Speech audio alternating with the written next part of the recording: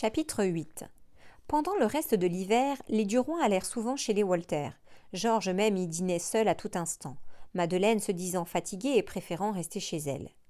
Il avait adopté le vendredi comme jour fixe, et la patronne n'invitait jamais personne ce soir-là. Il appartenait à Bel-Ami, rien qu'à lui. Après dîner, on jouait aux cartes, on donnait à manger aux poissons chinois, on vivait et on s'amusait en famille. Plusieurs fois derrière une porte, derrière un massif de la serre, dans un coin sombre, madame Walter avait saisi brusquement dans ses bras le jeune homme, et, le serrant de toute sa force sur sa poitrine, lui avait jeté dans l'oreille « Je t'aime, je t'aime, je t'aime à en mourir !»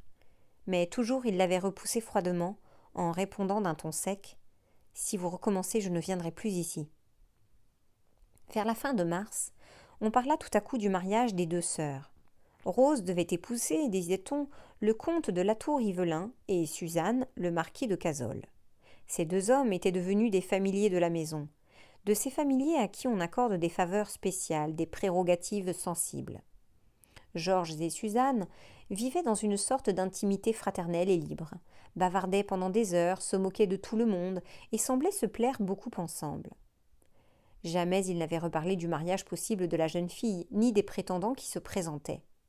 Comme le patron avait emmené Duroy pour déjeuner, un matin, madame Walter, après le repas, fut appelée pour répondre à un fournisseur.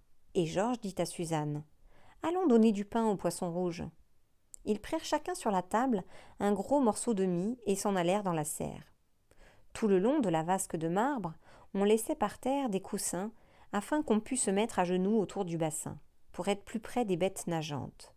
Les jeunes gens en prirent chacun un, côte à côte, et penchés vers l'eau, commencèrent à jeter dedans des boulettes qu'ils roulaient entre leurs doigts. Les poissons, dès qu'ils les aperçurent, s'en vinrent en remuant la queue, battant les nageoires, roulant leurs gros yeux saillants, tournant sur eux-mêmes, plongeant pour attraper la proie ronde qui s'enfonçait, et remontant aussitôt pour en demander une autre. Ils avaient des mouvements drôles de la bouche, des élans brusques et rapides, une allure étrange de petits monstres, et sur le sable d'or du fond, ils se détachaient en rouge ardent, passant comme des flammes dans l'onde transparente, ou montrant aussitôt qu'ils s'arrêtaient le filet bleu qui bordait leurs écailles. Georges et Suzanne voyaient leurs propres figures renversées dans l'eau, et ils souriaient à leur image. Tout à coup, il dit à voix basse « Ce n'est pas bien de me faire des cachotteries, Suzanne. » Elle demanda « Quoi donc, belle amie ? Vous ne vous rappelez pas ce que vous m'avez promis, ici même, le soir de la fête ? » « Mais non. De me consulter toutes les fois qu'on demanderait votre main ? Eh bien, on l'a demandé. » « Qui ça ? » ?»« Vous le savez bien. » »« Non, je vous jure. »« Si, vous le savez, ce grand fat de marquis de Cazolles. »« Il n'est pas fat d'abord. »« C'est possible, mais il est stupide, ruiné par le jeu et usé par la noce. C'est vraiment un joli parti pour vous, si jolie, si fraîche et si intelligente. » Elle demanda en souriant « Qu'est-ce que vous avez contre lui ? » ?»« Moi ? Rien. Mais si, il n'est pas tout ce que vous dites. Allons donc, c'est un sot et un intrigant. » Elle se tourna un peu, cessant de regarder dans l'eau. « Voyons, qu'est-ce que vous avez ?» Il prononça comme si on lui eût arraché un secret du fond du cœur. « J'ai que je suis jaloux de lui. » Elle s'étonna modérément. « Vous ? » ?»« Oui, moi. »« Tiens, pourquoi ça ? » ?»« Parce que je suis amoureux de vous, et vous le savez bien, méchante. » Alors elle dit d'un ton sévère. « Oh, vous êtes fou, bel ami. » Il reprit. « Je le sais bien que je suis fou. Est-ce que je devrais vous avouer cela, moi, un homme marié, à vous, une jeune fille ? Je suis plus que fou. Je suis coupable, presque misérable. Je n'ai pas d'espoir possible et je perds la raison à cette pensée. Et quand j'entends dire que vous allez vous marier, j'ai des accès de fureur à tuer quelqu'un. Il faut me pardonner ça, Suzanne. » Il se tut. Tous les poissons à qui on ne jetait plus de pain demeuraient immobiles, rangés presque en ligne, pareils à des soldats anglais, et regardant les figures penchées de ces deux personnes qui ne s'occupaient plus d'eux. La jeune fille murmura, moitié tristement, moitié gaiement. « C'est dommage que vous soyez mariés. Que voulez-vous ? On n'y peut rien, c'est fini. » Il se retourna brusquement vers elle et lui dit tout près dans la figure. « Si j'étais libre, moi, m'épouseriez-vous » Elle répondit avec un accent sincère. « Oh oui, belle amie, je vous épouserais, car vous me plaisez beaucoup, beaucoup plus que tous les autres. » Il se leva et balbutiant. « Merci, merci, je vous en supplie. Ne dites oui à personne. Attendez encore un peu. Je vous en supplie. Me le promettez-vous? Elle murmura, un peu troublée et sans comprendre ce qu'il voulait. Je vous le promets. Duroy jeta dans l'eau le gros morceau de pain qu'il tenait encore aux mains, et il s'enfuit comme s'il eût perdu la tête sans dire adieu. Tous les poissons se jetèrent avidement sur ce paquet de mie qui flottait, n'ayant point été pétris par les doigts, et ils le dépecèrent de leur bouche vorace. Ils l'entraînaient à l'autre bout du bassin, s'agitaient au-dessus, formant maintenant une grappe mouvante, une espèce de fleur animée et tournoyante, une fleur vivante tombée à l'eau la tête en bas. Suzanne, surprise, inquiète, se redressa et s'en revint tout doucement. Le journaliste était parti. Il rentra chez lui fort calme, et comme Madeleine écrivait des lettres, il lui demanda « Dînes-tu vendredi chez les Walter ? Moi j'irai. » Elle hésita. « Non, je suis un peu souffrante, j'aime mieux rester ici. » Il répondit « Comme il te plaira, personne ne te force. » Puis il reprit son chapeau et ressortit aussitôt. Depuis longtemps, il l'épiait, la surveillait et la suivait, sachant toutes ses démarches. L'heure qui l'attendait était enfin venue. Il ne s'était point trompé au ton qu'elle avait répondu « J'aime mieux rester ici ». Il fut aimable pour elle pendant les jours qui suivirent. Il parut même gai, ce qui ne lui était plus ordinaire. Elle disait « Voilà que tu redeviens gentil ». Il s'habilla de bonne heure le vendredi pour faire quelques courses avant d'aller chez le patron, affirmait-il. Puis il partit vers 6 heures, après avoir embrassé sa femme, et il alla chercher un fiacre place Notre-Dame de Lorette. Il dit au cocher « Vous vous arrêterez en face du numéro 17 rue Fontaine, et vous resterez là jusqu'à ce que je vous donne l'ordre de vous en aller. Vous me conduirez ensuite au restaurant du Coq-Faisant, rue Lafayette. » La voiture se mit en route au trot lent du cheval, et Duroy baissa les stores. Dès qu'il fut en face de sa porte, il ne la quitta plus des yeux. Après 10 minutes d'attente, il vit sortir Madeleine qui remonta vers les boulevards extérieurs. Aussitôt qu'elle fut loin, il passa la tête à la portière et il cria « Allez !» Le fiacre se remit en marche et le déposa devant le Coq-Faisant, restaurant bourgeois connu dans le quartier. Georges entra dans la salle commune et mangea doucement en regardant l'heure à sa montre de temps en temps. À 7h30, comme il avait bu son café, pris 2 verres de fine champagne et fumé, avec lenteur, un bon cigare, il sortit, héla une autre voiture qui passait à vide et se fit conduire rue de la Rochefoucauld. Il monta, sans rien demander au concierge, au 3e étage de la maison qu'il avait indiquée. Et quand une bonne lui eut ouvert, « Monsieur Gilbert Delorme est-il chez lui, n'est-ce pas ?»« Oui, monsieur. » On le fit pénétrer dans le salon, où il attendit quelques instants. Puis un homme entra, grand, décoré, avec l'air militaire et portant des cheveux gris, bien qu'il fût jeune encore. Duroy le salua, puis lui dit « Comme je le prévoyais, monsieur le commissaire de police, ma femme dîne avec son amant dans le logement garni qu'ils ont loué rue des Martyrs. » Le magistrat s'inclina. « Je suis à votre disposition, monsieur. » Georges reprit. « Vous avez jusqu'à 9h, n'est-ce pas ? Cette limite passée, vous ne pouvez plus pénétrer dans un domicile particulier pour y constater un adultère. » Non, monsieur. 7h en hiver, 9h à partir du 31 mars. Nous sommes au 5 avril, nous avons donc jusqu'à 9h. Eh bien, monsieur le commissaire, j'ai une voiture en bas, nous pouvons prendre les agents qui vous accompagneront, puis nous attendrons un peu devant la porte. Plus nous arriverons tard, plus nous avons de chances de bien les surprendre en flagrant délit. Comme il vous plaira, monsieur. Le commissaire sortit, puis revint, vêtu d'un pardessus qui cachait sa ceinture tricolore. Il s'effaça pour laisser passer Duroy. Mais le journaliste, dont l'esprit était préoccupé, refusait de sortir le premier et répétait « Après vous, après vous ». Le magistrat prononça « Passez donc, monsieur, je suis chez moi ». L'autre, aussitôt, franchit la porte en le saluant. Ils allèrent d'abord au commissariat chercher 3 agents de bourgeois qui attendaient, car Georges avait prévenu dans la journée que la surprise avait lieu ce soir. Un des hommes monta sur le siège à côté du cocher. Les 2 autres entrèrent dans le fiacre qui gagna la rue des Martyrs. Duroy disait « J'ai le plan de l'appartement, c'est au second.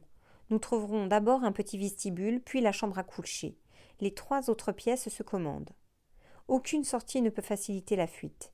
Il y a un serrurier un peu plus loin, il se tiendra prêt à être réquisitionné par vous. » Quand ils furent devant la maison indiquée, il n'était encore que 8h15. Et ils attendirent en silence pendant plus de 20 minutes.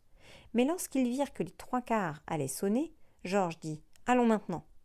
Et ils montèrent l'escalier sans s'occuper du portier qui ne les remarqua point d'ailleurs. Un des agents demeura dans la rue pour surveiller la sortie. Les 4 hommes s'arrêtèrent au second étage et Duroy colla d'abord son oreille contre la porte, puis son œil au trou de la serrure.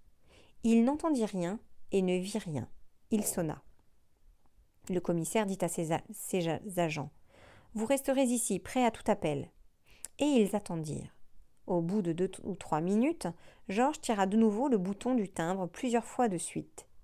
Ils perçurent un bruit au fond de l'appartement. Puis un pas léger s'approcha. Quelqu'un venait épier. Le journaliste alors frappa vivement avec son doigt plié contre le bois des panneaux.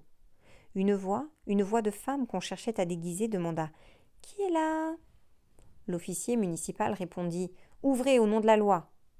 La voix répéta « Qui êtes-vous ?»« Je suis le commissaire de police. Ouvrez ou je fais forcer la porte. » La voix reprit « Que me voulez-vous » Et Duroy dit « C'est moi, il est inutile de chercher à vous échapper. » Le pas léger, un pas de pieds nus, s'éloigna, puis revint au bout de quelques secondes.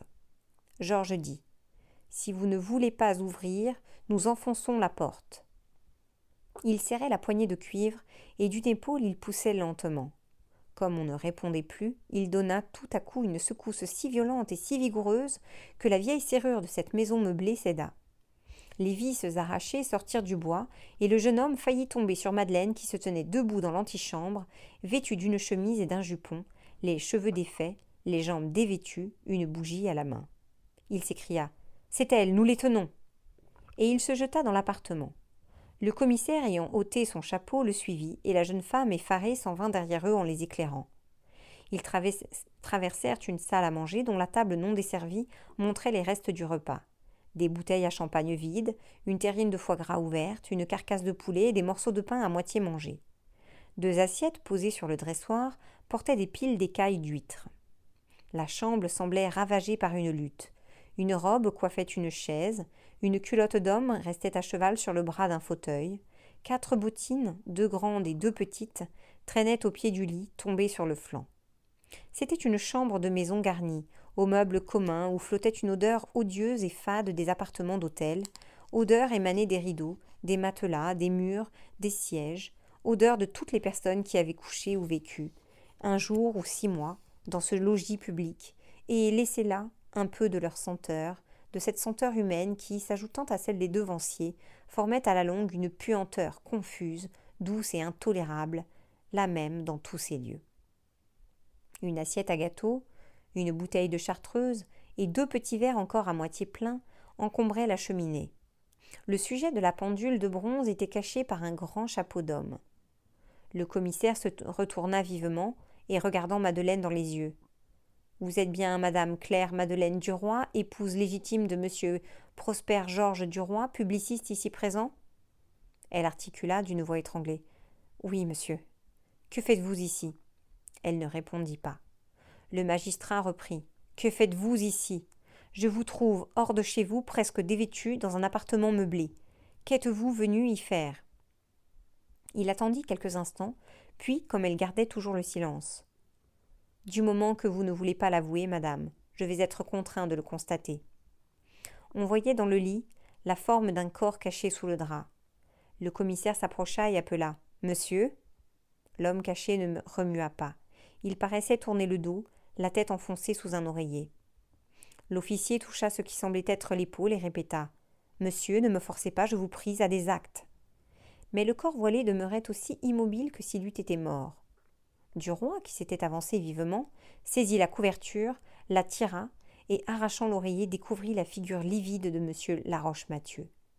Il se pencha vers lui et, frémissant de l'envie de le saisir au cou pour l'étrangler, il lui dit, les dents serrées, « Ayez donc au moins le courage de votre infamie. » Le magistrat demanda encore, « Qui êtes-vous » L'amant éperdu ne répondant pas, il reprit, « Je suis commissaire de police et je vous somme de me dire votre nom. » Georges, qu'une colère bestiale faisait trembler, cria, « Mais répondez donc, lâche, ou je vais vous nommer, moi. » Alors l'homme couché balbutia, « Monsieur le commissaire, vous ne devez pas me laisser insulter par cet individu.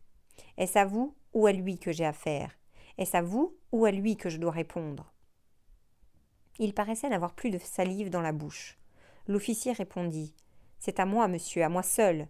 Je vous demande qui vous êtes. » L'autre se tut. Il tenait le drap serré contre son cou et roulait des yeux effarés. Ses petites moustaches retroussées semblaient toutes noires sur sa figure blême. Le commissaire reprit « Vous ne voulez pas répondre ? Alors je serai forcé de vous arrêter. Dans tous les cas, levez-vous. Je vous interrogerai lorsque vous serez vêtu. » Le corps s'agita dans le lit, et la tête murmura. « Mais je ne peux pas devant vous. » Le magistrat demanda « Pourquoi ça ?» L'autre balbutia. « C'est que je suis tout nu. » Duroy se mit à ricaner et ramassant une chemise tombée à terre, il la jeta sur la couche en criant « Allons donc, levez-vous puisque vous vous êtes déshabillé devant ma femme, vous pouvez bien vous habiller devant moi. » Puis il tourna le dos et revint vers la cheminée. Madeleine avait retrouvé son sang-froid et, voyant tout perdu, elle était prête à tout oser. Une audace de bravade faisait briller son œil, et roulant un morceau de papier, elle alluma, comme pour une réception, les 10 bougies des vilains candélabres posés au coin de la cheminée. Puis elle s'adossa au marbre, et tendant au feu mourant un de ses pieds nus, qui soulevait par derrière son jupon à peine arrêté sur les hanches, elle prit une cigarette dans son étui de papier rose, l'enflamma et se mit à fumer. Le commissaire était revenu vers elle, attendant que son complice fût debout.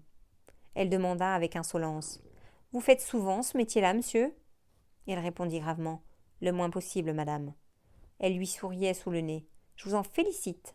Ça n'est pas propre. » Elle affectait de ne pas regarder, de ne pas voir son mari. Mais le monsieur du lit s'habillait. Il avait passé son pantalon, chaussé ses bottines et il se rapprocha en endossant son gilet. L'officier de police se tourna vers lui. « Maintenant, monsieur, voulez-vous me dire qui vous êtes ?» L'autre ne répondit pas. Le commissaire prononça « Je me vois forcé de vous arrêter. » Alors l'homme s'écria brusquement « Ne me touchez pas, je suis inviolable. » Duroy s'élança vers lui comme pour le terrasser et il lui grogna dans la figure. « Il y a flagrant délit, je peux vous faire arrêter si je veux, oui, je le peux. » Puis d'un ton vibrant « Cet homme s'appelle Laroche Mathieu, ministre des Affaires étrangères. » Le commissaire de police recula stupéfait et balbutiant. « En vérité, monsieur, voulez-vous me dire qui vous êtes à la fin ?» L'homme se décida et avec force. « Pour une fois, ce misérable-là n'a point menti. Je me nomme en effet Laroche Mathieu, ministre. » Puis, tendant le bras vers la poitrine de Georges, où apparaissait comme une lueur un petit point rouge, il ajouta « Et le gredin que voici porte sur son habit la croix d'honneur que je lui ai donnée. » Duroy était devenu livide. D'un geste rapide, il arracha de sa boutonnière la courte flamme de ruban et, la jetant dans la cheminée, « Voilà ce que vaut une décoration qui vient de salauds de votre espèce. » Ils étaient face à face, les dents près des dents, exaspérés, les poings serrés, l'un maigre et la moustache au vent, l'autre gras et la moustache en croc. Le commissaire passa vivement entre les deux et les écartant avec ses mains. « Messieurs, vous vous oubliez, vous manquez de dignité. » Ils se turent et se tournèrent les talons. Madeleine, immobile, fumait toujours en souriant. L'officier de police reprit. « Monsieur le ministre, je vous ai surpris seul avec madame Duroy que voici, vous couchez, elle presque nue, vos vêtements étant jetés pêle-mêle à travers l'appartement. Cela constitue un flagrant délit d'adultère. Vous ne pouvez nier l'évidence. Qu'avez-vous à répondre ?» Laroche Mathieu murmura. « Je n'ai rien à dire, faites votre devoir. » Le commissaire s'adressa à Madeleine. « Avouez-vous, madame, que monsieur soit votre amant ?» Elle prononça crânement. « Je ne le nie pas. Il est mon amant. » Cela suffit. Puis le magistrat prit quelques notes sur l'état et la disposition du logis. Comme il finissait d'écrire, le ministre qui avait achevé de s'habiller et qui attendait, le paletot sous le bras, le chapeau à la main, demanda « Avez-vous encore besoin de moi, monsieur ? Que dois-je faire ? Puis-je me retirer ?» Duroy se retourna vers lui et souriant avec insolence. « Pourquoi donc ? Nous avons fini, vous pouvez vous recoucher, monsieur. Nous allons vous laisser seul. » Et, posant le doigt sur le bras de l'officier de police, « Retirons-nous, monsieur le commissaire. Nous n'avons plus rien à faire en ce lieu. » Un peu surpris, le magistrat le suivit, mais, sur le seuil de la chambre, Georges s'arrêta pour le laisser passer. L'autre s'y refusait par cérémonie. Duroy insistait. « Passez donc, monsieur. » Le commissaire dit « Après vous !» Alors le journaliste salua, et sur le ton d'une politesse ironique, « C'est votre tour, monsieur le commissaire de police, je suis presque chez moi ici. » Puis il referma la porte doucement, avec un air de discrétion. 1 heure plus tard, Georges Duroy entrait dans les bureaux de la Vie française. Monsieur Walter était déjà là, car il continuait à diriger et à surveiller avec sollicitude son journal qui avait pris une extension énorme et qui favorisait beaucoup les opérations grandissantes de sa banque. Le directeur leva la tête et demanda « Tiens, vous voici. Vous semblez tout drôle, pourquoi n'êtes-vous pas venu dîner à la maison? D'où sortez-vous donc ?» Le jeune homme, qui était sûr de son effet, déclara en pesant sur chaque mot « Je viens de jeter bas le ministre des Affaires étrangères. » L'autre crut qu'il plaisantait. « De jeter bas comment ? » « Je vais changer le cabinet, voilà tout. Il n'est pas trop tôt de chasser cette charogne. » Le vieux, stupéfait, crut que son chroniqueur était gris. Il murmura « Voyons, vous déraisonnez. »« Pas du tout. Je viens de surprendre monsieur Laroche-Mathieu en flagrant délit d'adultère avec ma femme. Le commissaire de police a constaté la chose, le ministre est foutu. » Walter, interdit, releva tout à fait ses lunettes sur son front et demanda « Vous ne vous moquez pas de moi ?»« Pas du tout. Je vais même faire un écho là-dessus. »« Mais alors, que voulez-vous ? Jetez bas ce fripon, ce misérable, ce malfaiteur public. » Georges posa son chapeau sur un fauteuil puis ajouta « Grâce à ceux que je trouve sur mon chemin, je ne pardonne jamais. » Le directeur hésitait encore à comprendre. Il murmura « Mais votre femme ?»« Ma demande de divorce sera faite dès demain matin. Je la renvoie à Feu Forestier. »« Vous voulez divorcer ? » ?»« Parbleu, j'étais ridicule, mais il me fallait faire la bête pour les surprendre.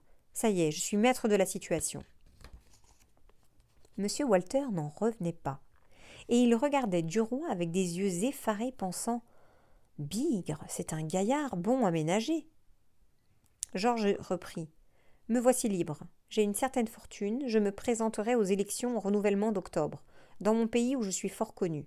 Je ne pouvais pas me poser ni me faire respecter avec cette femme qui était suspecte à tout le monde. Elle m'avait pris comme un niais, elle m'avait enjôlé et capturé. Mais depuis que je savais son jeu, je la surveillais, la gredine. » Il se mit à rire et ajouta « C'est ce pauvre Forestier qui était cocu. Cocu sans s'en douter, confiant et tranquille. Me voici débarrassé de la teigne qu'il m'avait laissée. J'ai les mains déliées, maintenant j'irai loin. » Il s'était mis à califourchon sur une chaise. Il répéta comme s'il eût songé « J'irai loin. » Et le père Walter le regardait toujours de ses yeux découverts, ses lunettes restant relevées sur le front, et il se disait « Ah oui, il ira loin, le gredin. » Georges se releva. « Je vais rédiger l'écho. Il faut le faire avec discrétion. Mais vous savez, il sera terrible pour le ministre. C'est un homme à la mer. On ne peut pas le repêcher. La Vie française n'a plus d'intérêt à le ménager. » Le vieux hésita quelques instants, puis il en prit son parti. « Faites, dit-il, tant pis pour ceux qui se fichent dans ces pétrins-là. » Chapitre 9. 3 mois s'étaient écoulés, le divorce de Duroy venait d'être prononcé. Sa femme avait repris son nom de Forestier, et comme les Walter devaient partir le 15 juillet pour Trouville, on décida de passer une journée à la campagne avant de se séparer. On choisit un jeudi, et on se mit en route dès 9 heures du matin, dans un grand landau de voyage à 6 places, attelé en poste à 4 chevaux. On allait déjeuner à Saint-Germain, au pavillon Henri IV. Bel-Ami avait demandé à être le seul homme de la partie, car il ne pouvait supporter la présence et la figure du marquis de Cazolles. Mais au dernier moment, il fut décidé que le comte de Latour-Ivelin serait enlevé au saut du lit. On l'avait prévenu la veille. La voiture remonta au Rentreau, l'avenue des Champs-Élysées, puis traversa le bois de Boulogne. Il faisait un admirable temps d'été, pas trop chaud. Les hirondelles traçaient sur le bleu du ciel de grandes lignes courbes qu'on croyait voir encore quand elles étaient passées. Les 3 femmes se tenaient au fond du landau, la mère entre ses 2 filles, et les 3 hommes, à reculons, Walter entre ses 2 invités. On traversa la Seine, on contourna le mont Valérien, puis on gagna Bougival pour longer ensuite la rivière jusqu'au Pec. Le comte de Latour-Ivelin, un homme un peu mûr à longs favoris légers, dont le moindre souffle d'air agitait les pointes, ce qui faisait dire à Duroy « Il obtient de jolis effets de vent dans sa barbe », contemplait Rose tendrement. Ils étaient fiancés depuis 1 mois. Georges, fort pâle, regardait souvent Suzanne, qui était pâle aussi. Leurs yeux se rencontraient, semblaient se concerter, se comprendre, échanger secrètement une pensée, puis se fuyaient. Madame Walter était tranquille, heureuse. Le déjeuner fut long. Avant de repartir pour Paris, Georges proposa de faire un tour sur la terrasse. On s'arrêta d'abord pour examiner la vue. Tout le monde se mit en ligne le long du mur et on s'extasia sur l'étendue de l'horizon. La Seine, au pied d'une longue colline, coulait vers Maisons-Laffitte, comme un immense serpent couché dans la verdure. À droite, sur le sommet de la côte, l'aqueduc de Marly projetait sur le ciel son profil énorme de chenille à grandes pattes, et Marly disparaissait, au-dessous, dans un épais bouquet d'arbres. Par la plaine immense qui s'étendait en face, on voyait des villages de place en place. Les pièces d'eau du Vésinet faisaient des taches nettes et propres dans la maigre verdure de la petite forêt. À gauche, tout au loin, on apercevait en l'air le clocher pointu de Sartrouville. Walter déclara : « On ne peut trouver nulle part au monde un semblable panorama. Il n'y en a pas un pareil en Suisse. » Puis on se remit en marche doucement pour faire une promenade et jouir un peu de cette perspective. Georges et Suzanne restèrent en arrière. Dès qu'ils furent écartés de quelques pas, il lui dit d'une voix basse et contenue : « Suzanne, je vous adore, je vous aime à en perdre la tête. » Elle murmura : « Moi aussi, belle amie. » Il reprit : « Si je ne vous ai pas pour femme, je quitterai Paris et ce pays. » Elle répondit : « Essayez donc de me demander à papa, peut-être qu'il voudra bien. » Il eut un petit geste d'impatience. « Non, je vous le répète pour la 10e fois, c'est inutile. On me fermera la porte de votre maison, on m'expulsera du journal, et nous ne pourrons plus même nous voir. Voilà le joli résultat auquel je suis certain d'arriver par une demande en règle. On vous a promis au marquis de Cazolles. On espère que vous finirez par dire oui, et on attend. » Elle demanda : « Qu'est-ce qu'il faut faire alors ?» Il hésitait, la regardant de côté. « M'aimez-vous assez pour commettre une folie ?» Elle répondit résolument : « Oui. » « Une grande folie ? Oui. » « La plus grande des folies ? Oui. » « Aurez-vous aussi assez de courage pour braver votre père et votre mère ? Oui. » « Bien vrai ? Oui. » « Eh bien, il y a un moyen, un seul. Il faut que la chose vienne de vous et pas de moi. Vous êtes une enfant gâtée. On vous laisse tout dire, on ne s'étonnera pas trop d'une audace de plus de votre part. Écoutez donc. Ce soir, en rentrant, vous irez trouver votre maman d'abord, votre maman toute seule, et vous lui avouerez que vous voulez m'épouser.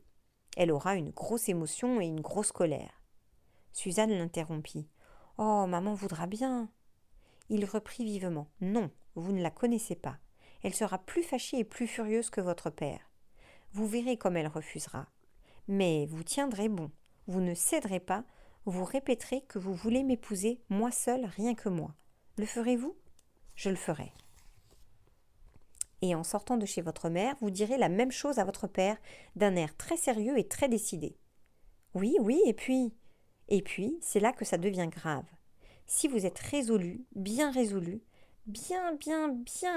à être ma femme, ma chère, chère petite Suzanne, je vous enlèverai. » Elle eut une grande secousse de joie et faillit battre des mains. « Oh, quel bonheur, vous m'enlèverez ! Oh, quand ça m'enlèverez-vous » Toute la vieille poésie des enlèvements nocturnes, des chaises de poste, des auberges, toutes les charmantes aventures des livres lui passèrent d'un coup dans l'esprit, comme un songe enchanteur prêt à se réaliser.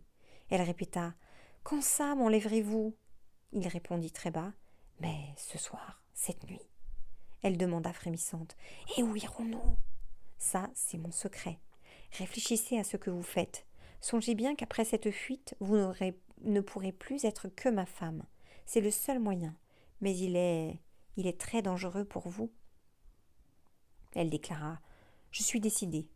Où vous retrouverai-je ? » « Vous pourrez sortir de l'hôtel toute seule ? » ?»« Oui, je sais ouvrir la petite porte. » »« Eh bien, quand le concierge sera couché vers minuit, venez me rejoindre place de la Concorde. Vous me trouverez dans un fiacre arrêté en face du ministère de la Marine. J'irai. Bien vrai ? Bien vrai. » Il lui prit la main et la serra. « Oh, comme je vous aime, comme vous êtes bonne et brave. Alors, vous ne voulez pas épouser monsieur de Cazolles ? » ?»« Oh non ! Votre père s'est beaucoup fâché quand vous avez dit non ? » ?»« Je crois bien, il voulait me remettre au couvent. Vous voyez qu'il est nécessaire d'être énergique. Je le serai. » Elle regardait le vaste horizon, la tête pleine de cette idée d'enlèvement. Elle irait plus loin que là-bas, avec lui. Elle serait enlevée. Elle était fière de ça. Elle ne songeait guère à sa réputation, à ce qui pourrait lui arriver d'infâme. Le savait-elle même? Le soupçonnait-elle? Madame Walter, se retournant, cria « Mais viens donc, petite, qu'est-ce que tu fais avec Bel-Ami » Elles rejoignirent les autres. On parlait des bains de mer où on serait bientôt. Puis on revint par Chatou pour ne pas refaire la même route. Georges ne disait plus rien, il songeait. Donc, si cette petite avait un peu d'audace, il allait réussir, enfin. Depuis 3 mois, il l'enveloppait dans l'irrésistible filet de sa tendresse. Il la séduisait, la captivait, la conquérait. Il s'était fait aimer par elle, comme il savait se faire aimer. Il avait cueilli sans peine son âme légère de poupée.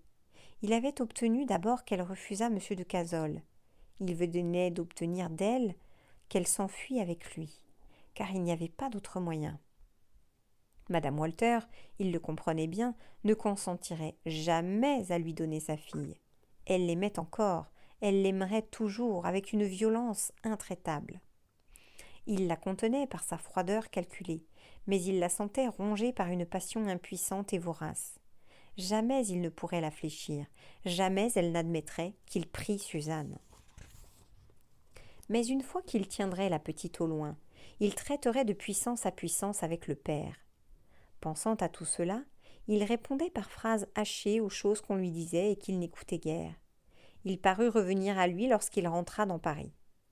Suzanne aussi songeait, et le grelot des 4 chevaux sonnait dans sa tête, lui faisait voir des grandes routes infinies sous des clairs de lunes éternelles, des forêts sombres traversées, des auberges au bord du chemin, et la hâte des hommes d'écurie à changer l'attelage, car tout le monde devine qu'ils sont poursuivis. Quand le landau fut arrivé dans la cour de l'hôtel, on voulut retenir Georges à dîner. Il refusa et revint chez lui. Après avoir un peu mangé, il mit de l'ordre dans ses papiers comme s'il allait faire un grand voyage. Il brûla des lettres compromettantes, en cacha d'autres, écrivit à quelques amis. De temps en temps, il regardait la pendule en pensant « Ça doit chauffer là-bas ». Et une inquiétude le mordait au cœur. S'il allait échouer? Mais que pouvait-il craindre? Il se tirerait toujours d'affaire. Pourtant, c'était une grosse partie qu'il jouait ce soir-là. Il ressortit vers 11 heures, erra quelque temps, prit un fiacre et se fit arrêter place de la Concorde, le long des arcades du ministère de la Marine. De temps en temps, il enflammait une allumette pour regarder l'heure à sa montre. Quand il vit approcher minuit, son impatience devint fiévreuse. À tout moment, il passait la tête à la portière pour regarder. Une horloge lointaine sonna 12 coups, puis une autre plus près, puis 2 ensemble, puis une derrière très loin. Quand celle-là eut cessé de tinter, il pensa « C'est fini, c'est raté, elle ne viendra pas. » Il était cependant résolu à demeurer jusqu'au jour. Dans ces cas-là, il faut être patient. Il entendit encore sonner le quart, puis la demi, puis les 3/4, et toutes les horloges répétèrent 1 heure comme elles avaient annoncé minuit. Il n'attendait plus. Il restait, creusant sa pensée pour deviner ce qui avait pu arriver. Tout à coup, une tête de femme passa par la portière et demanda « Êtes-vous là, bel ami ?» Il eut un sursaut et une suffocation. « C'est vous, Suzanne ?»« Oui, c'est moi. » Il ne parvenait point à tourner la poignée assez vite et répétait « Ah, c'est vous, entrez !» Elle entra et se laissa tomber contre lui. Il cria au cocher « Allez !» et le fiacre se mit en route. Elle haletait sans parler. Il demanda « Eh bien, comment ça s'est-il passé ?» Alors elle murmura, presque défaillante « Oh, ça a été terrible, chez maman surtout. » Il était inquiet et frémissant. « Votre maman? Qu'est-ce qu'elle a dit? Contez-moi ça. » « Oh, ça a été affreux. Je suis rentrée chez elle et je lui ai récité ma petite affaire que j'avais bien préparée. Alors elle a pâli, puis elle a crié « Jamais! Jamais !» Moi j'ai pleuré, je me suis fâchée, j'ai juré que je n'épouserais que vous. J'ai cru qu'elle allait me battre. Elle est devenue comme folle. Elle a déclaré qu'on me renverrait au courant dès le lendemain. Je ne l'avais jamais vue comme ça. Jamais. Alors, papa est arrivé en l'entendant débiter toutes ces sottises. Il ne s'est pas fâché tant qu'elle, mais il a déclaré que vous n'étiez pas un assez beau parti. Comme il m'avait mise en colère aussi, j'ai crié plus fort qu'eux, et papa m'a dit de sortir avec un air dramatique qui ne lui allait pas du tout. C'est ce qui m'a décidé à me sauver avec vous. Me voilà. Où allons-nous » Il avait enlacé sa taille doucement, et il écoutait de toutes ses oreilles, le cœur battant, une rancune haineuse s'éveillant en lui contre ces gens. Ils la tenaient, leur fille. Il verrait à présent. Il répondit. Il est trop tard pour prendre le train. Cette voiture-là va donc nous conduire à Sèvres où nous passerons la nuit. Et demain, nous partirons pour la Roche-Guyon. C'est un joli village au bord de la Seine, entre Mantes et Bonnières. Elle murmura. C'est que je n'ai pas d'effet, je n'ai rien. Il sourit avec insouciance. Bah, nous nous arrangerons là-bas. Le fiacre roulait le long des rues. Georges prit une main de la jeune fille et se mit à la baiser lentement, avec respect. Il ne savait que lui raconter, n'étant guère accoutumé aux tendresses platoniques. Mais soudain il crut s'apercevoir qu'elle pleurait. Il demanda avec terreur. « Qu'est-ce que vous avez, ma chère petite ?» Elle répondit d'une voix toute mouillée. « C'est ma pauvre maman qui ne doit pas dormir à cette heure si elle s'est aperçue de mon départ. » Sa mère, en effet, ne dormait pas. Aussitôt Suzanne sortit de sa chambre, Madame Walter était restée en face de son mari. Elle demanda, éperdue et atterrée. « Mon Dieu, mais qu'est-ce que cela veut dire ?» Walter cria furieux. « Ça veut dire que cet intrigant l'a enjôlée. C'est lui qui lui a fait refuser Cazolles. Il trouve la dot bonne, parbleu. » Il se mit à marcher avec rage à travers l'appartement et reprit. « Tu l'attirais sans cesse. Aussi, toi, tu le flattais, tu le cajolais, tu n'avais pas assez de chatterie pour lui. C'était belle amie par-ci, belle amie par-là, du matin au soir. Ah, te voilà payée. » Elle murmura livide. « Moi ? Je l'attirais ?» Il lui vociféra dans le nez. « Oui, toi. Vous êtes toute folle de lui, la Marelle, Suzanne et les autres. Crois-tu que je ne voyais pas que tu ne pouvais point rester 2 jours sans le faire venir ici ?» Elle se dressa tragique. « Je ne vous permettrai pas de me parler ainsi. Vous oubliez que je n'ai pas été élevé comme vous dans une boutique. » Il demeura d'abord immobile et stupéfait, puis il lâcha un nom de Dieu furibond, et il sortit en tapant la porte. Dès qu'elle fut seule, elle alla par instinct vers la glace pour se regarder, comme pour voir si rien n'était changé en elle, tant ce qui arrivait lui paraissait impossible, monstrueux. Suzanne était amoureuse de Bel-Ami, et Bel-Ami voulait épouser Suzanne. Oh non, elle s'était trompée, ce n'était pas vrai. La fillette avait eu une toquade bien naturelle pour ce beau garçon. Elle avait espéré qu'on le lui donnerait pour mari.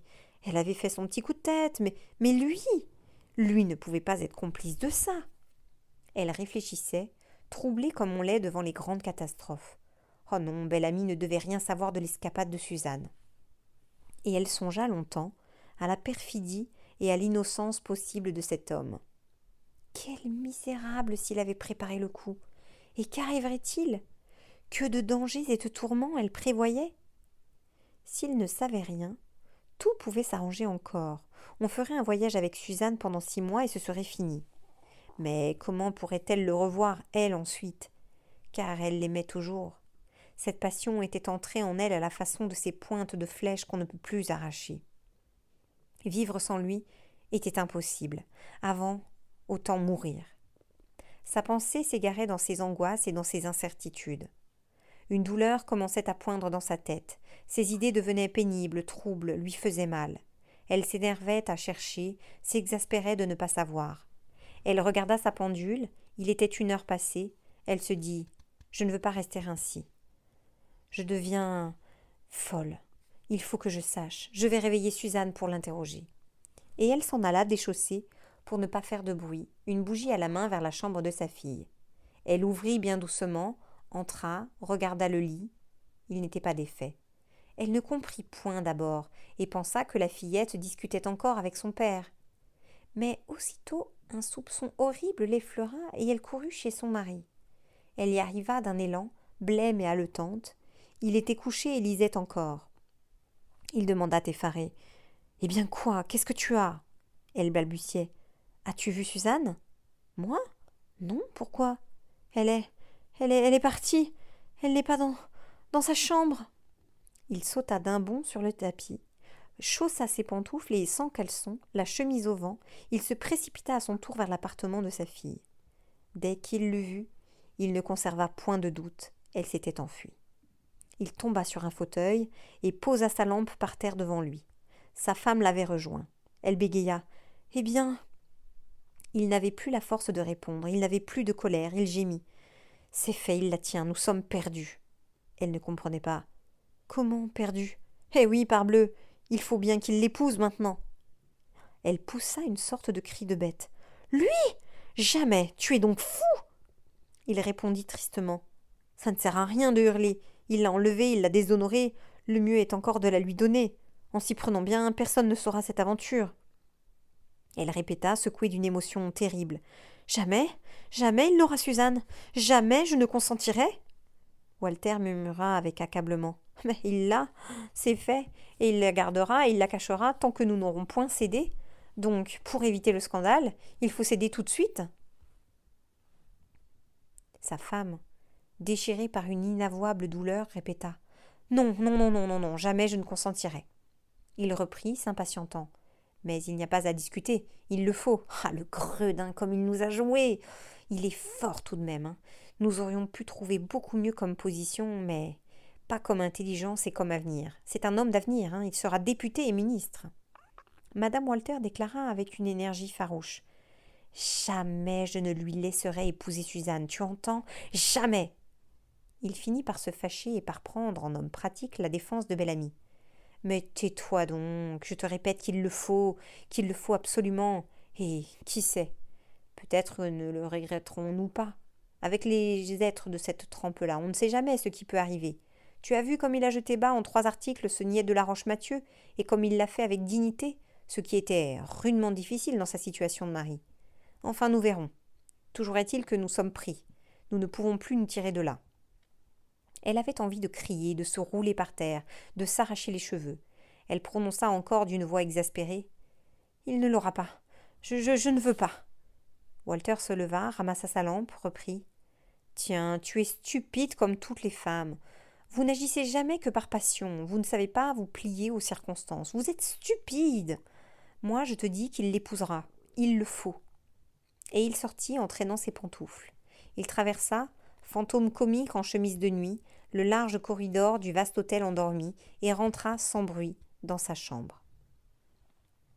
Madame Walter restait debout, déchirée par une intolérable douleur.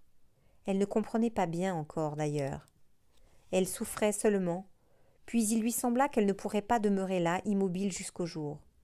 Elle sentait en elle un besoin violent de se sauver, de courir devant elle, de s'en aller, de chercher de l'aide, d'être secourue. Elle cherchait qui elle pourrait bien appeler à elle.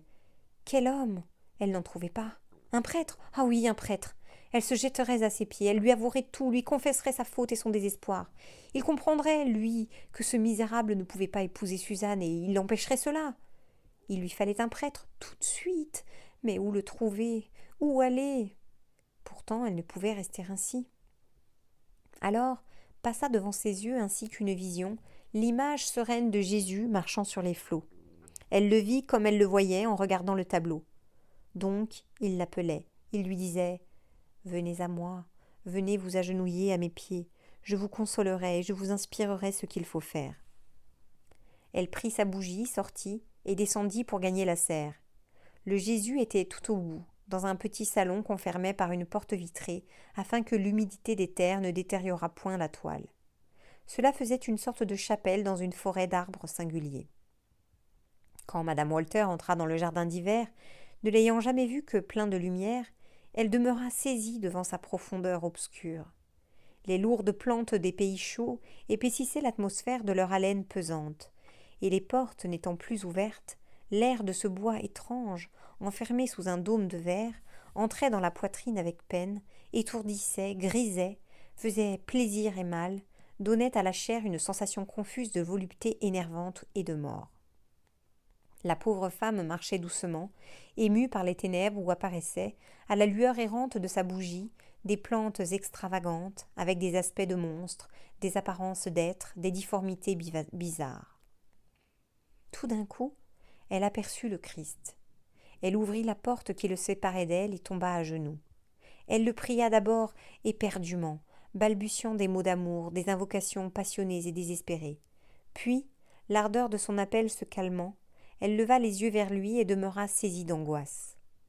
Il ressemblait tellement à Bel-Ami, à la clarté tremblante de cette seule lumière, l'éclairant à peine et d'en bas, que ce n'était plus Dieu, c'était son amant qui la regardait. C'étaient ses yeux, son front, l'expression de son visage, son air froid et hautain. Elle balbutiait « Jésus, Jésus, Jésus !» et le mot « Georges » lui venait aux lèvres. Tout à coup, elle pensa qu'à cette heure même, Georges, peut-être, possédait sa fille. Il était seul avec elle quelque part dans une chambre. Lui, avec Suzanne. Elle répétait « Jésus, Jésus, Jésus !»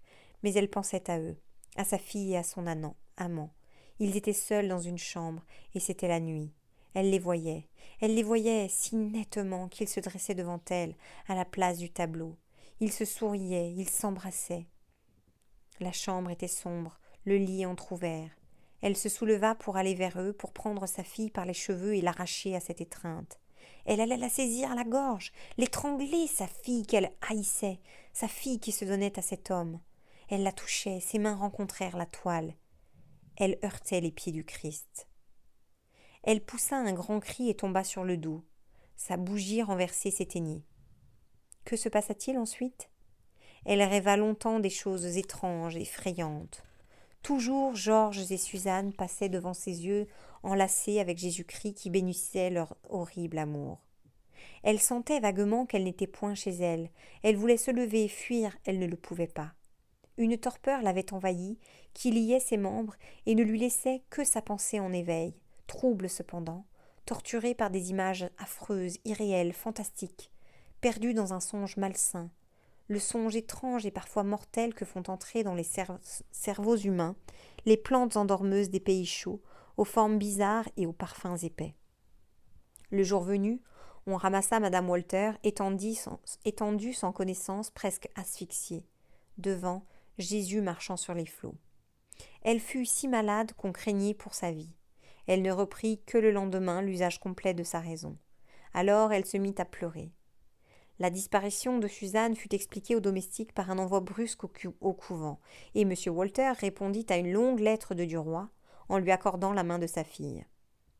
Bel-Ami avait jeté cette épître à la poste au moment de quitter Paris, car il l'avait préparée d'avance le soir de son départ.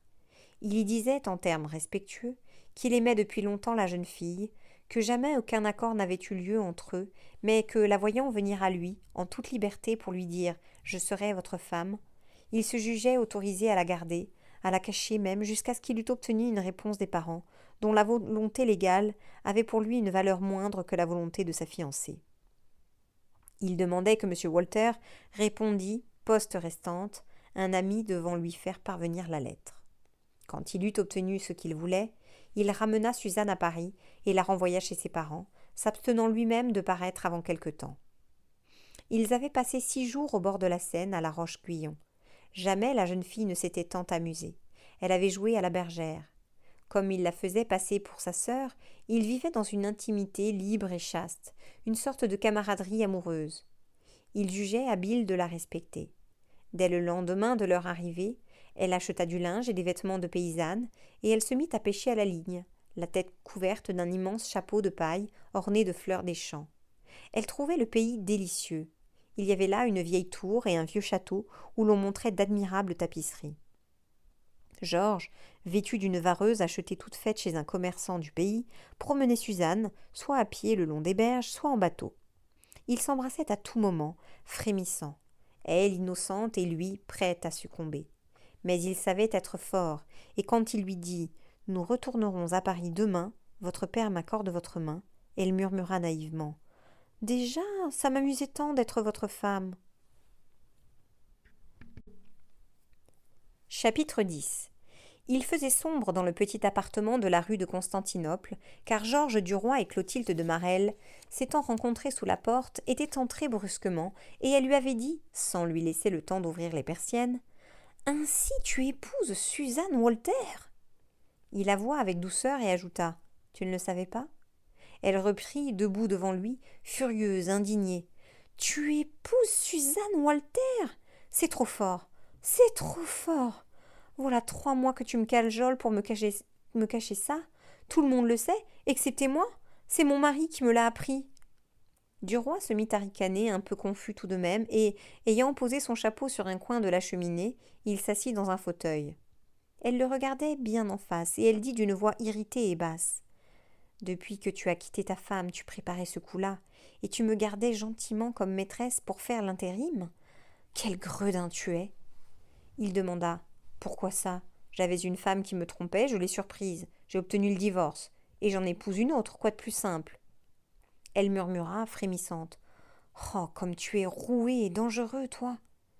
Il se remit à sourire. « Parbleu, les imbéciles et les niais sont toujours des dupes. » Mais elle suivait son idée. « Comme j'aurais dû te deviner dès le commencement. Mais non, je ne pouvais pas croire que tu serais crapule comme ça. » Il prit un air digne. « Je te prie de faire attention aux mots que tu emploies. » Elle se révolta contre cette indignation. « Quoi ? Tu veux que je prenne des gants pour te parler maintenant ? Tu te conduis avec moi comme un gueux depuis que je te connais, et tu prétends que ne te le dise pas ? Tu trompes tout le monde, tu exploites tout le monde, tu prends du plaisir et de l'argent partout, et tu veux que je te traite comme un honnête homme ?» Il se leva, et la lèvre tremblante. « Tais-toi ou je te fais sortir d'ici. » Elle balbutia. « Sortir d'ici, sortir d'ici. Tu me ferais sortir d'ici ? Toi ? Toi ?» Elle ne pouvait plus parler, tant elle suffoquait de colère. Et brusquement, comme si la porte de sa fureur se fût brisée, elle éclata. « Sortir d'ici ? Tu oublies donc que c'est moi qui l'ai payé depuis le premier jour, ce logement-là. Ah oui, tu l'as bien pris à ton compte de temps en temps, mais qui est-ce qui l'a loué ? C'est moi. Qui est-ce qui l'a gardé ? C'est moi. Et tu veux me faire sortir d'ici ? Tais-toi donc, vaurien. Crois-tu que je ne sais pas comment tu as volé à Madeleine la moitié de l'héritage de Vaudrec ? Crois-tu que je ne sais pas comment tu as couché avec Suzanne pour la forcer à t'épouser ? » Il la saisit par les épaules et la secouant entre ses mains. « Ne parle pas de celle-là, je te le défends !» elle cria. « Tu as couché avec, je le sais !» Il eût accepté n'importe quoi, mais ce mensonge l'exaspérait. Les vérités qu'elle lui avait criées par le visage lui faisaient passer tout à l'heure des frissons de rage dans le cœur, mais cette fausseté sur cette petite fille qui allait devenir sa femme éveillait dans le creux de sa main un besoin furieux de frapper. Il répéta « Tais-toi, prends garde, tais-toi !» Et il l'agitait comme on agite une branche pour en faire tomber les fruits. Elle hurla, décoiffée, la bouche grande ouverte, les yeux fous. « Tu as couché avec !» Il la lâcha et lui lança par la figure un tel soufflet qu'elle alla tomber contre le mur. Elle se retourna vers lui et, soulevée sur ses poignets, vociféra encore une fois. « Tu as couché avec !» Il se rua sur elle et, la tenant sous lui, la frappa comme s'il tapait sur un homme. Elle se tut soudain et se mit à gémir sous les coups. Elle ne remuait plus. Elle avait caché sa figure dans l'angle du parquet de la muraille et elle poussait des cris plaintifs. Il cessa de la battre et se redressa. Puis il fit quelques pas par la pièce pour reprendre son sang-froid, et, une idée lui étant venue, il passa dans la chambre, emplit la cuvette d'eau froide et se trempa la tête dedans. Ensuite il se lava les mains, et il revint voir ce qu'elle faisait en s'essuyant les doigts avec soin. Elle n'avait point bougé. Elle restait étendue par terre, pleurant doucement. Il demanda « Auras-tu bientôt fini de larmoyer ?» Elle ne répondit pas. Alors il demeura debout au milieu de l'appartement, un peu gêné, un peu honteux en face de ce corps allongé devant lui. Puis tout à coup il prit une résolution et saisit son chapeau sur la cheminée. « Bonsoir, tu remettras la clé au concierge quand tu seras prête. Je n'attendrai pas ton bon plaisir. » Il sortit, ferma la porte, pénétra chez le portier et lui dit « Madame est restée, elle s'en ira tout à l'heure. Vous direz au propriétaire que je donne congé pour le 1er octobre. Nous sommes le 16 août, je me trouve donc dans les limites. » Et il s'en alla à grands pas, car il avait des courses pressées à faire pour les derniers achats de la corbeille. Le mariage était fixé au 20 octobre, après la rentrée des chambres. Il aurait lieu à l'église de la Madeleine. On en avait beaucoup jasé sans savoir au juste la vérité. Différentes histoires circulaient. On chuchotait qu'un enlèvement avait eu lieu, mais on n'était sûr de rien.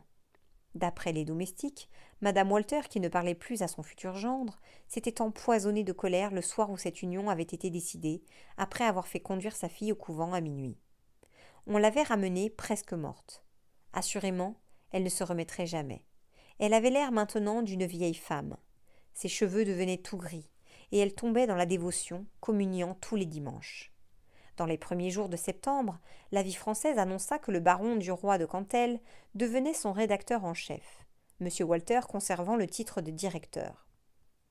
Alors, on s'adjoignit un bataillon de chroniqueurs connus, d'écotiers, de rédacteurs politiques, de critiques d'art et de théâtre, enlevés à force d'argent aux grands journaux, aux vieux journaux puissants et posés.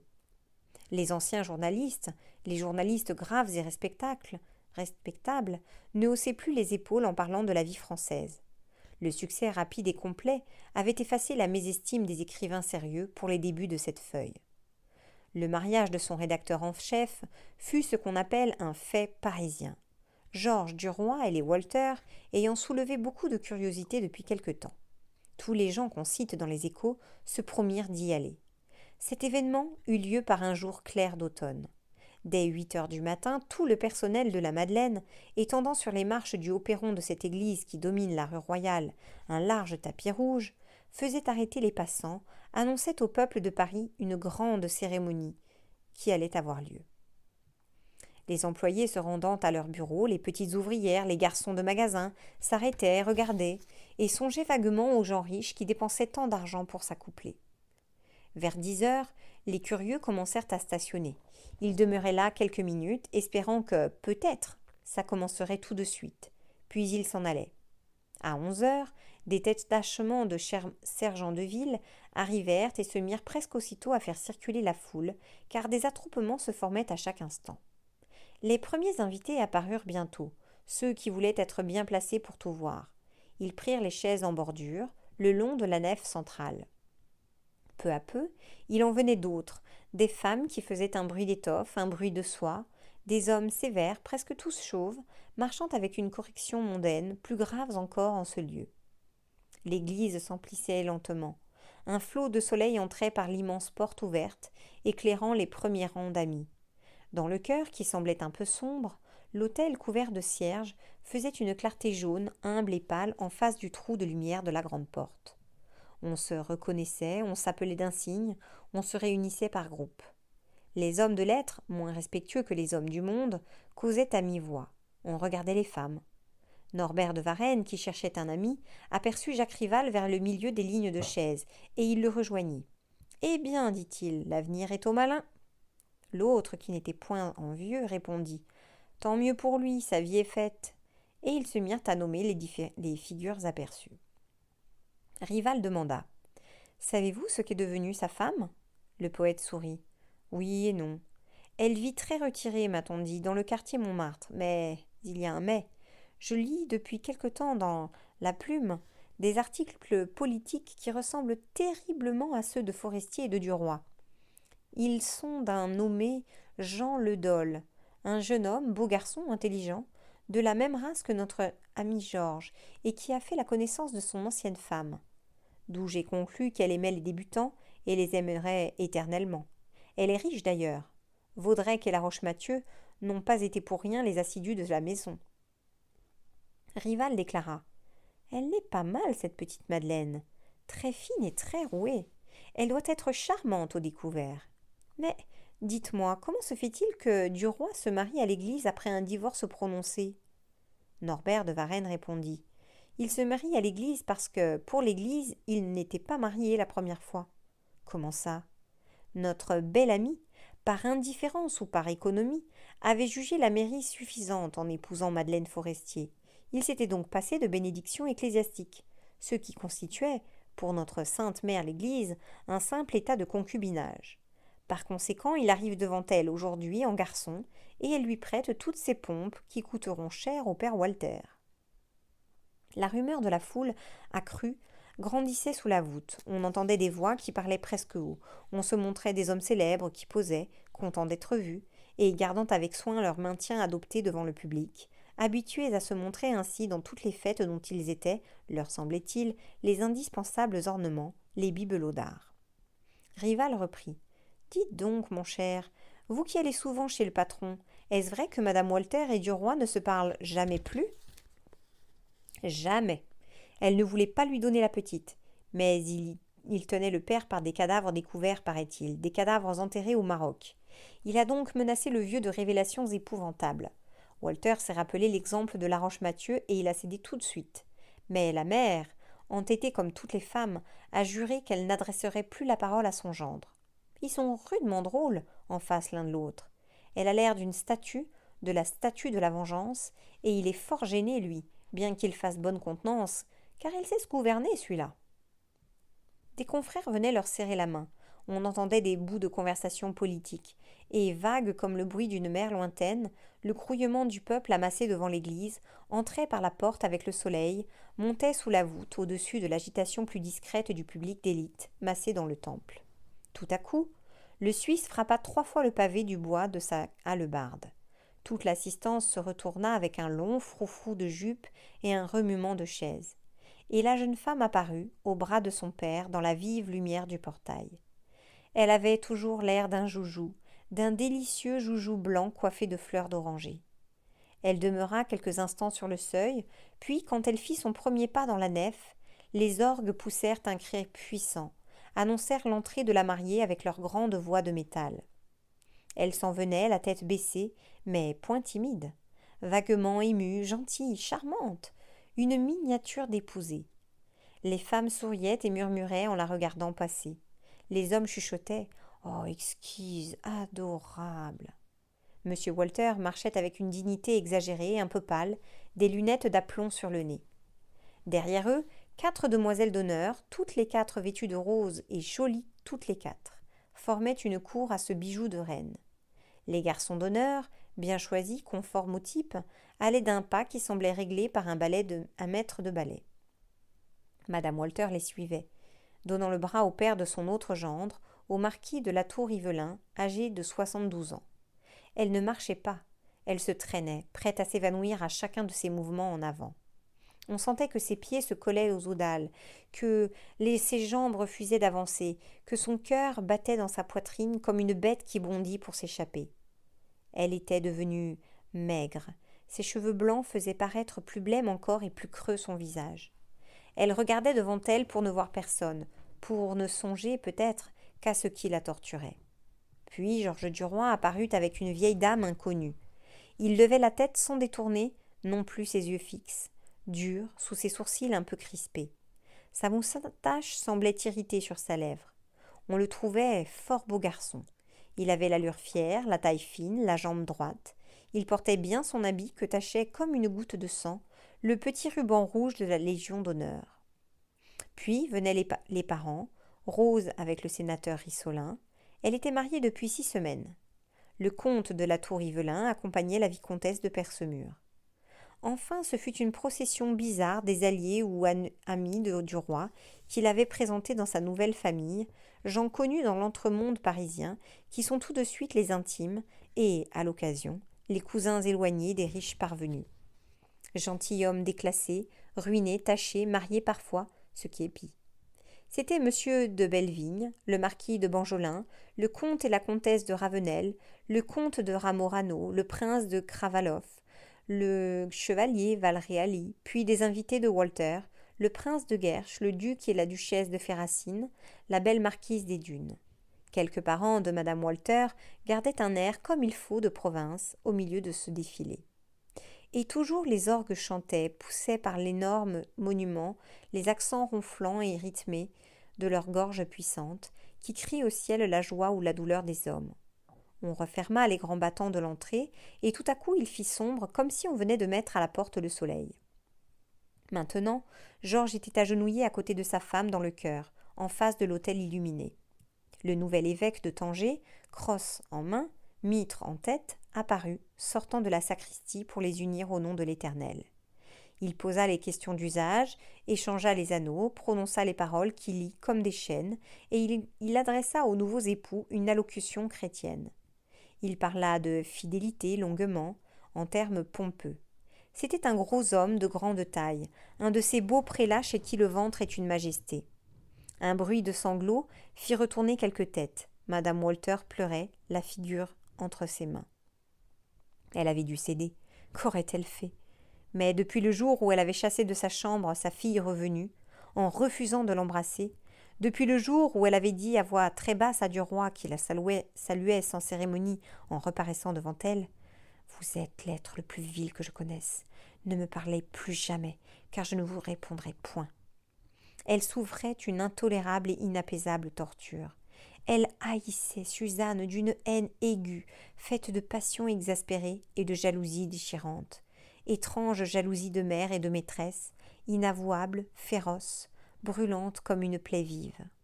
Et voilà qu'un évêque les mariait, sa fille et son amant, dans une église en face de 2000 personnes et devant elle. Et elle ne pouvait rien dire, elle ne pouvait pas empêcher cela. Elle ne pouvait pas crier « Mais il est à moi, cet homme, c'est mon amant, cette union que vous bénissez est infâme !» Plusieurs femmes attendries murmurèrent « Comme la pauvre mère est émue !» L'évêque déclamait « Vous êtes parmi les heureux de la terre, parmi les plus riches et les plus respectés.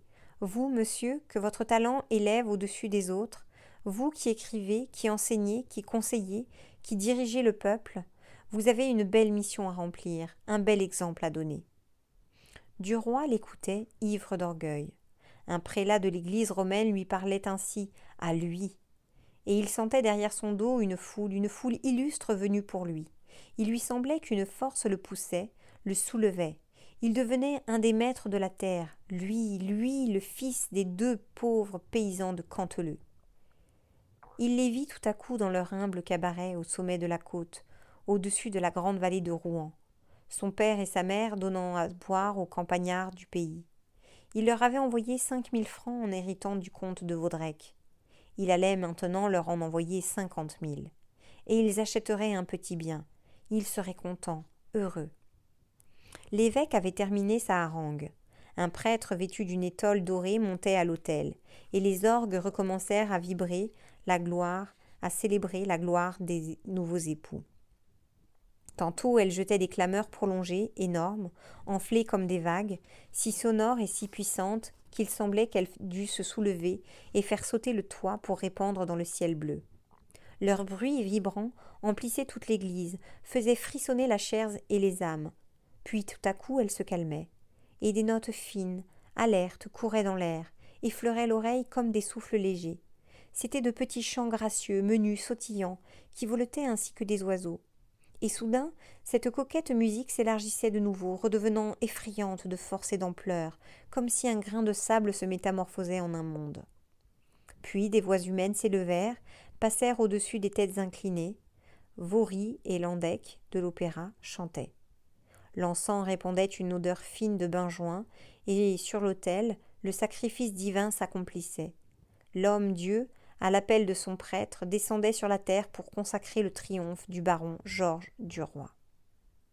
Bel-Ami, à genoux à côté de Suzanne, avait baissé le front. Il se sentait en ce moment presque croyant, presque religieux, plein de reconnaissance pour la divinité qui l'avait ainsi favorisé, qui le traitait avec ses égards. Et sans savoir au juste à qui il s'adressait, il la remerciait de son succès. Lorsque l'office fut terminé, il se redressa, et donnant le bras à sa femme, il passa dans la sacristie. Alors commença l'interminable défilé des assistants. Georges, affolé de joie, se croyait un roi qu'un peuple venait d'acclamer. Il serrait des mains, balbutiait des mots qui ne signifiaient rien, saluait, répondait aux compliments « Vous êtes bien aimable ». Soudain, il aperçut madame de Marelle, et le souvenir de tous les baisers qu'il lui avait donnés, qu'elle lui avait rendus, le souvenir de toutes leurs caresses, de ses gentillesses, du son de sa voix, du goût de ses lèvres, lui fit passer dans le sang le désir brusque de la reprendre. Elle était jolie, élégante, avec son air gamin et ses yeux vifs. Georges pensait « Quelle charmante maîtresse tout de même !» Elle s'approcha un peu timide, un peu inquiète, et lui tendit la main.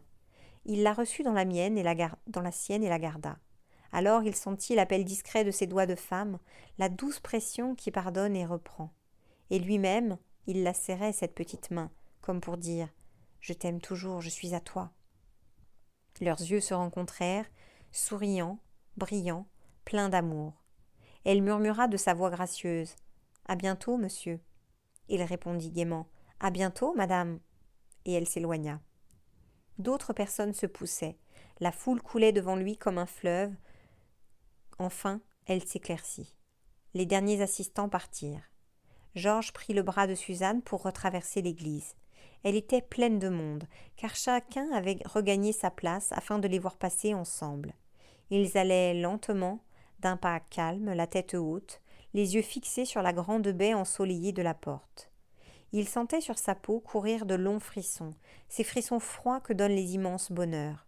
Il ne voyait personne, il ne pensait qu'à lui. Lorsqu'il parvint sur le seuil, il aperçut la foule amassée, une foule noire, bruissante, venue là pour lui, Georges Duroy. Le peuple de Paris le contemplait et l'enviait. Puis, relevant les yeux, il découvrit là-bas derrière la place de la Concorde, la chambre des députés. Et il lui sembla qu'il allait faire un bond du portique de la Madeleine au portique du Palais Bourbon. Il descendit avec lenteur les marches du haut perron entre deux haies de spectateurs, mais il ne les voyait point.